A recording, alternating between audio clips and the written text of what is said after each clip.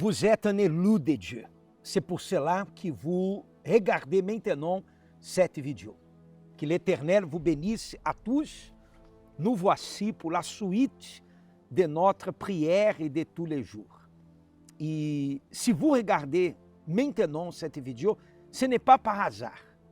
C'est parce que Dieu vous a choisi. Oui, mon ami, ce n'est pas par hasard que cette prière arrive vers vous maintenant. Et nous allons prier pour vous, pour votre famille, pour votre santé, pour votre situation familiale, pour votre intérieur. La plus grande maladie qui existe aujourd'hui, ce sont les problèmes intérieurs de l'être humain. L'angoisse, l'anxiété, la dépression, enfin, les problèmes qui agissent dans l'intérieur de l'être humain. Des fois, vous ne voyez pas, mais la personne qui est à côté de vous, elle est en train de souffrir. Peut-être vous-même, vous passez par plusieurs problèmes et personne ne le sait, n'est-ce pas? Vous gardez pour vous cette situation et vous ne voyez pas une sortie, une issue pour votre situation. Mais Dieu, il peut faire ouvrir une porte. Il peut ouvrir les chemins. Il peut bénir complètement votre vie. La Bible dit ici, dans le livre des Psaumes, chapitre 4, verset 6, « Offrez des sacrifices de justice et confiez-vous à l'Éternel. » C'est exactement cela que nous avons vécu pendant ce mois de juillet. Ce mois qui arrive dans ces derniers jours du mois de juillet, et nous avons vécu au sein de notre Église le mois de la justice, le mois du sacrifice, et j'en suis sûr que vous qui avez participé de cette foi, vous avez envoyé votre demande de prière, vous avez apporté votre demande de prière à l'autel, vous avez manifesté votre foi, votre sacrifice, votre propre vie en sacrifice. Un sacrifice vivant, ou vivant, offrande vivante. Parce que lorsque nous laissons de faire notre volonté pour faire la volonté de Dieu, c'est un sacrifice. C'est un début du sacrifice. Obéir la parole de Dieu. Vous avez pratiqué, vous avez vécu cette foi. La Bible dit, offrez des sacrifices de justice. Et confiez-vous à l'Éternel. Ayez confiance, parce qu'il va faire justice dans votre vie. Vous allez voir le pouvoir de Dieu se manifester. Nous allons voir maintenant une vidéo qui apporte plusieurs morceaux de témoignages que nous avons diffusés ici pendant tous ces mois. Si vous regardez les prières des jours précédents, vous allez voir tous ces témoignages que nous avons montrés ici. Et nous avons même sur cette chaîne une playlist, la chaîne de la Radio Positive Suisse, une playlist de témoignages. Parce que le mois de juillet finit, la campagne de la justice, la campagne du sacrifice arrive dans le jour final, mais le pouvoir de Dieu, la miséricorde de Dieu demeure pour toujours. Ça ne finit jamais. Et vous pouvez aujourd'hui même vous approcher de l'Éternel. Il va bénir votre vie. S'il vous plaît, nous allons regarder encore une fois cette vidéo qui montre quelques témoignages que nous avons montrés ici pendant ce mois de juillet.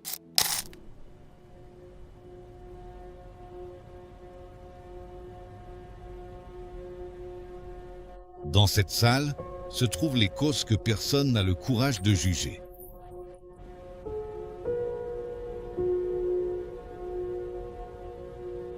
Il n'existe pas de loi pour les résoudre. Il n'y a pas d'homme prêt à prendre ce risque. Personne ne veut y toucher.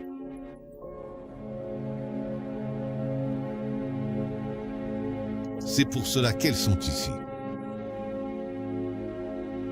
abandonné, complètement oublié. Qui voudrait plaider ce qui n'a plus de solution?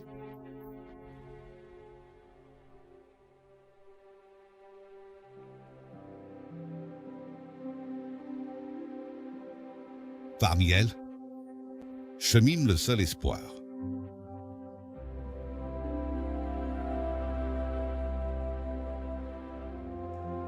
Celui qui a racheté chacune de ses vies au prix du sang. Comment mépriser ce qui a coûté si cher?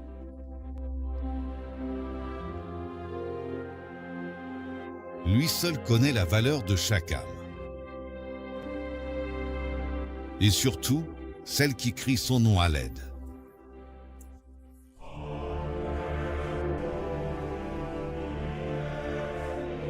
Le Dieu des causes perdues. Ma famille s'est réunie et a dit « Écoutez, puisque nous ne payons pas de pompe funèbre ou d'autres plans, réunissons-nous pour payer un plan funéraire pour Élise Angela, parce que dans sa situation actuelle, elle ne durera pas très longtemps. Elle ne marchait déjà plus, on devait lui donner le bain au lit, elle portait des couches. » Le pédiatre m'a dit comme ça, « Maman, votre fils a un problème qu'on appelle hydrocéphalie. » Il n'arrivait pas à s'asseoir, il ne pouvait pas rentrer. Sur le scanner, on ne voyait pas son cerveau. Ce qu'on voyait, c'était noir, tout était noir, parce qu'il n'y avait que de l'eau.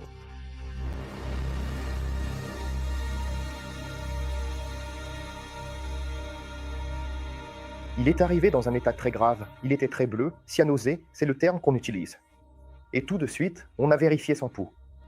Et quand on a vérifié le pouls, on a vu qu'il n'y en avait pas, c'est-à-dire que le cœur ne battait plus.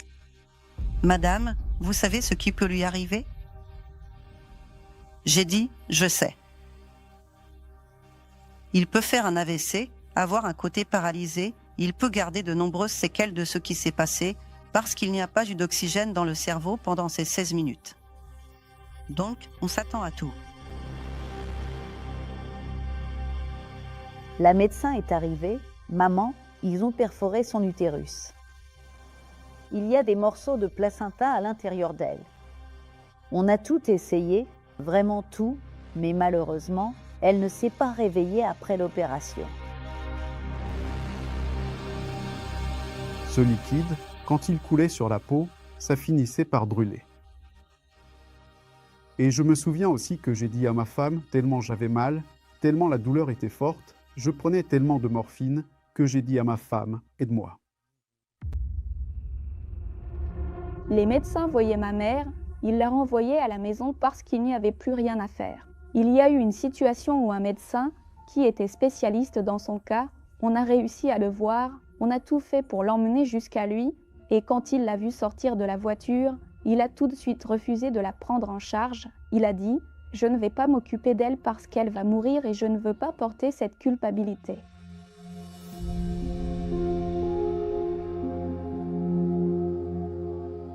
Le juge des injustiers. Je me considérais comme la personne la plus laide du monde. Je suis né avec un syndrome rare, connu sous le nom de syndrome de Pierre-Robin. Moi, si j'avais pu, je serais retourné dans le ventre de ma mère et je serais né complètement différent.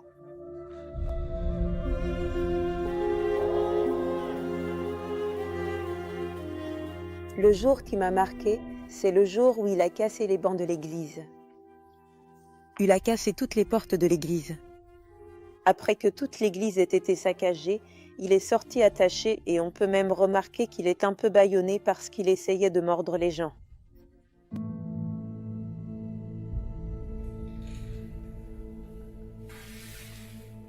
Le défenseur des invisibles.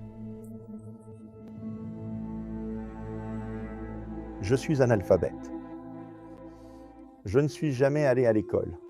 Ma mère, à 14 ans, m'a abandonné. C'est là que je suis allé vivre dans la rue. Je suis tombé dans la drogue, dans l'alcool, dans l'addiction. J'ai commencé à manger des déchets, à boire l'eau des caniveaux. Un après-midi, je n'avais pas d'argent pour la drogue. Comme je connaissais un dealer, je lui ai demandé de me donner de la drogue. Il a dit qu'il me donnerait la drogue, mais seulement s'il me faisait un tatouage sur le visage. C'est à ce moment-là que je suis tombé dans cette situation, que cette injustice est arrivée ici. Mon visage est devenu horrible après le tatouage, il a complètement enflé. Et à cette époque, c'était fait à l'aiguille. Ils ont pris une photo et se sont moqués de moi. Ici, vous voyez bien comment ils trouvent ça drôle.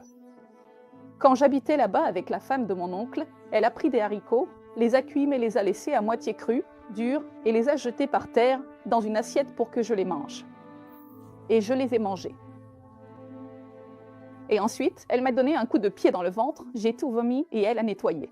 Alors, maintenant, va boire de l'eau. Quand je suis revenue, elle m'a donné un coup de pied, j'ai tout vomi ce que j'avais mangé. Et il y avait des horaires. J'allais par terre comme si j'étais un chien. Ces cris de justice sont arrivés jusqu'à la plus haute instance et ont touché le plus profond du juge juste.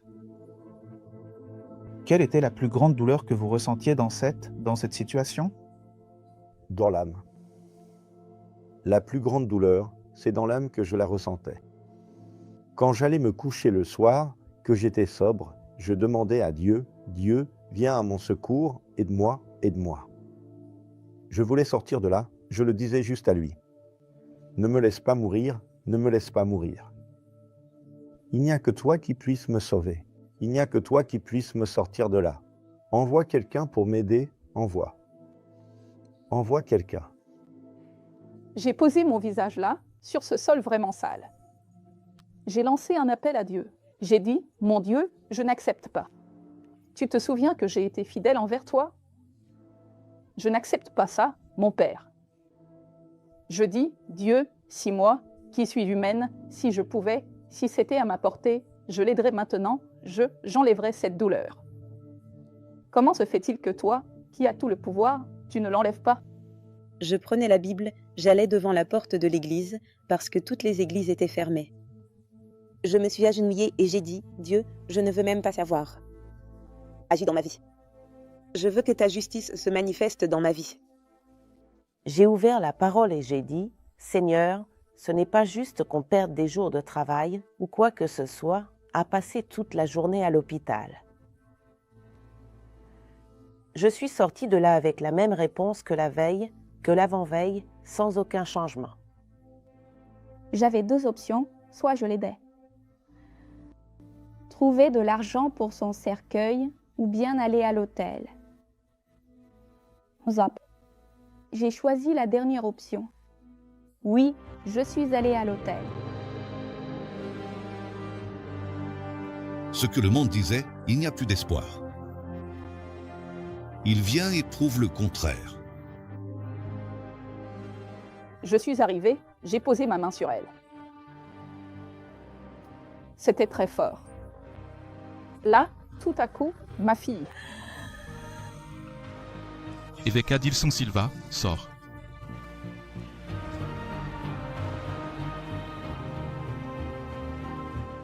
Viens, maman.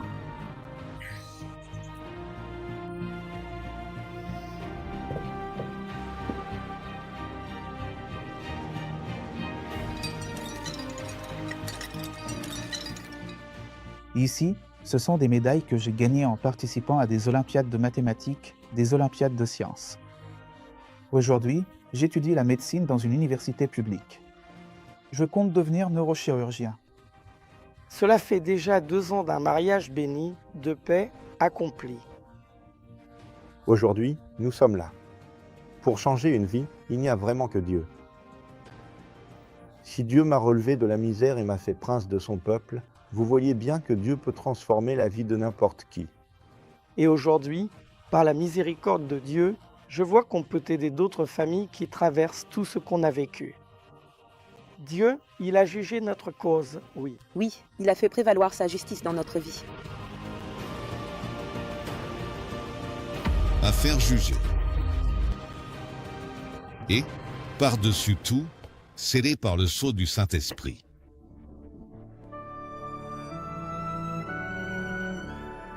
Et au moment où l'évêque a dit « Recevez le Saint-Esprit », Là, une joie, un bonheur que je n'avais jamais ressenti dans ma vie.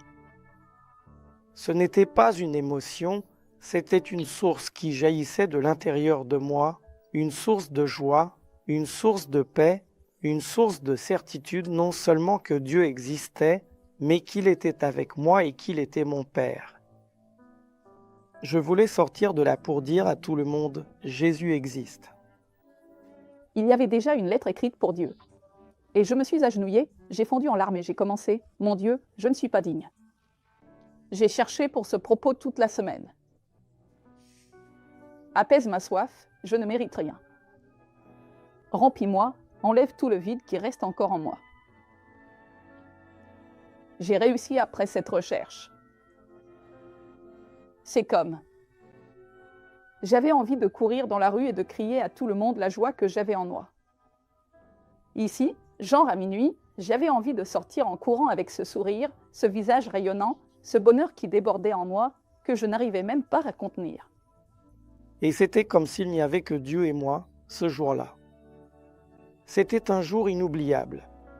J'ai ressenti la certitude, une joie en moi que j'étais enfant de Dieu. Ce jour-là, Dieu l'a confirmé en moi à travers cette joie. C'est ainsi que c'est Ayo, qui autrefois se croyait la personne la plus laide du monde, a commencé à se voir comme le mec le plus beau. Je me regardais dans le miroir, et je me regarde dans le miroir, et je me dis, je suis beau. Mec, tu vas tout déchirer. Qui est comme notre Dieu? Qui n'abandonne pas, qui ne met pas de côté, qui ne laisse jamais tomber, qui, à partir d'une feuille griffonnée et oubliée, en fait une œuvre d'art.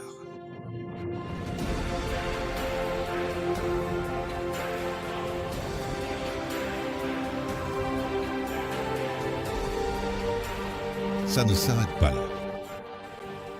Ce mois-ci, nous avons encore beaucoup à ouvrir et à révéler pour prouver qu'il fait justice à ses élus qui crient jour et nuit.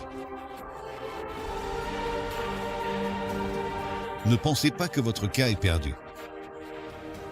Continuez à clamer. Persévérez. Insistez. Frappez à la porte. Bientôt, votre dossier sera ouvert et c'est vous qui serez ici.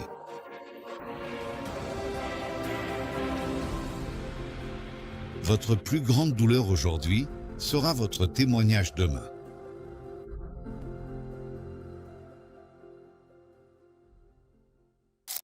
Ce sont des témoignages qui ont réveillé notre foi, n'est-ce pas? Nous sommes dans les derniers jours de la campagne de la justice, la campagne du sacrifice. L'Éternel va faire de grandes choses. Il y a des moments où la justice semble tellement lointaine. Tout semble aller de travers et, à nos yeux, rien n'a de sens. C'était une très grande injustice. Tu élèves une fille pour qu'elle serve Dieu et pourtant elle décide de servir ce monde. Plus on essaie de comprendre, plus on s'enfonce dans les pourquoi. Le jour où elle a dit « Je suis athée », je n'y crois pas. Sur le moment, c'est le choc, la tristesse. Je me suis dit « Ce n'est pas possible que ça soit arrivé. Je suis sur ton autel en train de prêcher ta parole, de te servir, Seigneur, Dieu vivant. Regarde dans quel état est la situation à la maison. » Mais quand il y a la foi, il y a en effet véritablement la certitude que l'injustice apparente n'est pas la fin.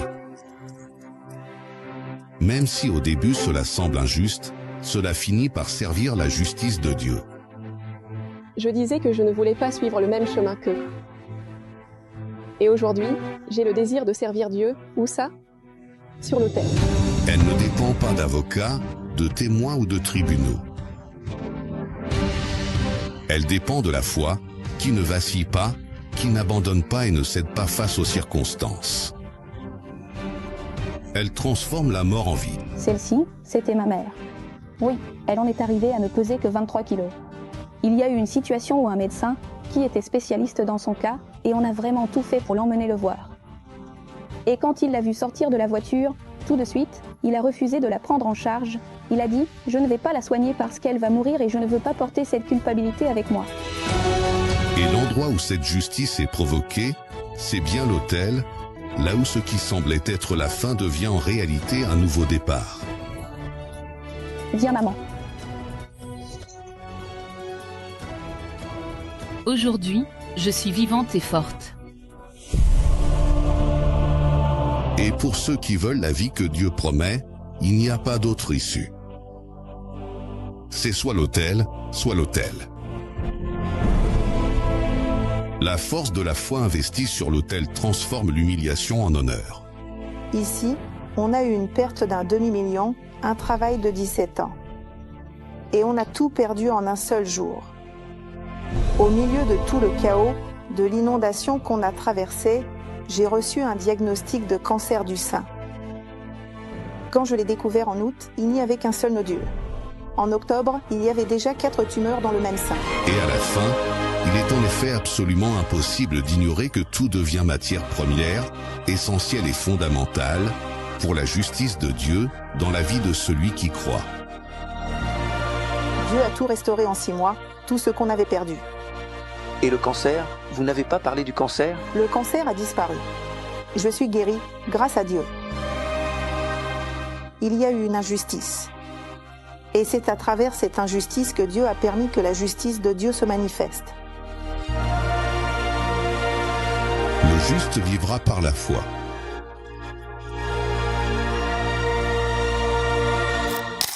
Mon Dieu et mon Père, au nom du Seigneur Jésus-Christ, nous voici, mon Père, dans cet instant de prière et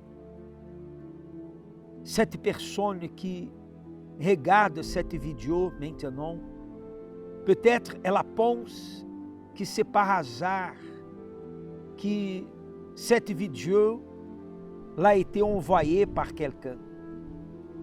Mais une chose je sais, mon Père, que tu es un Dieu vivant, puissant, et tu as le pouvoir de bénir la vie de cette personne, à commencer par son intérieur,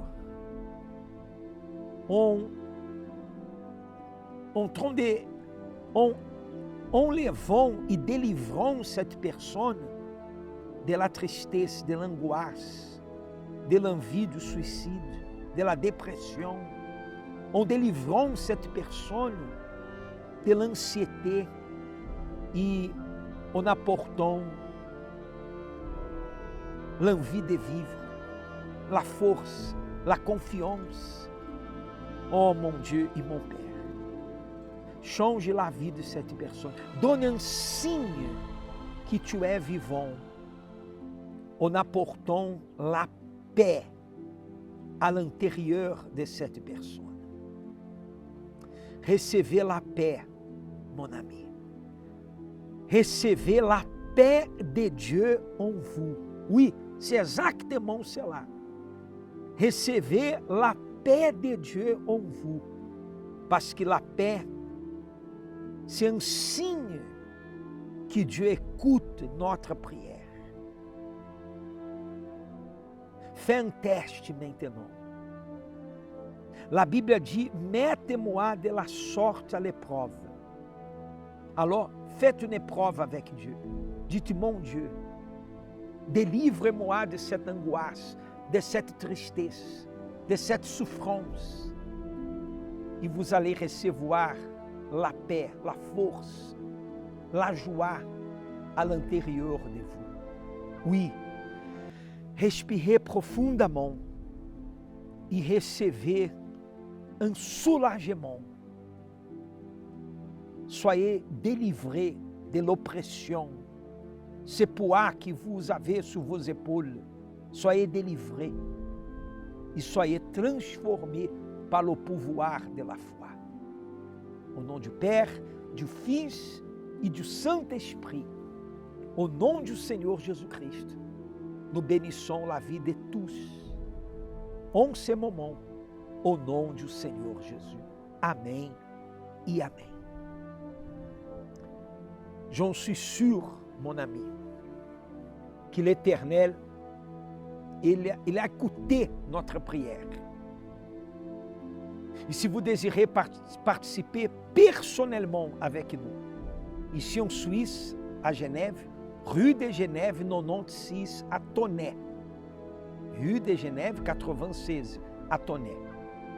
Mais vous pouvez chercher l'Église universelle du Royaume de Dieu plus proche de votre maison en 150 pays du monde.